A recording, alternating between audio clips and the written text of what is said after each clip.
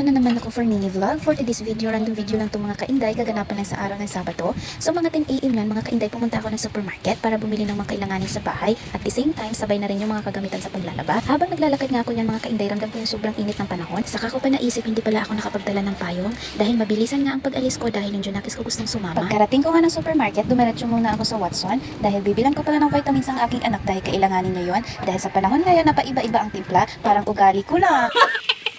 At sunod naman ay kumuha na agad ako ng basket para makuha ko na yung mga kailanganin kong bilhin, mga basic needs ba? Wow! Ganito na siguro pakiramdam ng isang nanay, yung tipong masaya ka na dahil nabibili mo yung mga kailanganin sa bahay kahit hindi na yung para sa sarili mo.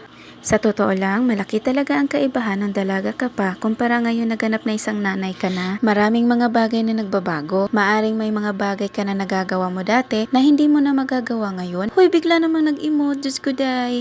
Ewan ko nga ba kung makaka-relate kayo sa akin. Sa tuwing namimili ako sa supermarket, sobrang tagal ko talaga. Bakit? Kasi every time na kumukuha ako ng isang item, tinitingnan ko talaga yung expiry date niya. Kung kailan siya na-expired, syempre yung presyo na din. Kaya yung partner ko nagagalit, bakit sobrang tagal ko daw? Konti lang naman yung mga pinamili ko. Nakauwi na nga ako ng bahay at nabutan ko pa nga itong mga bulilit nagkukulitan. Diyos ko day. Habang nakasalang ang mga labahin ko, inayos ko muna yung mga pinamili ko. At ito, inaasikaso na nga ng partner ko itong isda na binili ko para ulam namin ngayon. At pagkatapos ko ngang inayos ang mga pinamili ko, ito namang inayos ko. So dito lang hanggang sa susunod. Bye!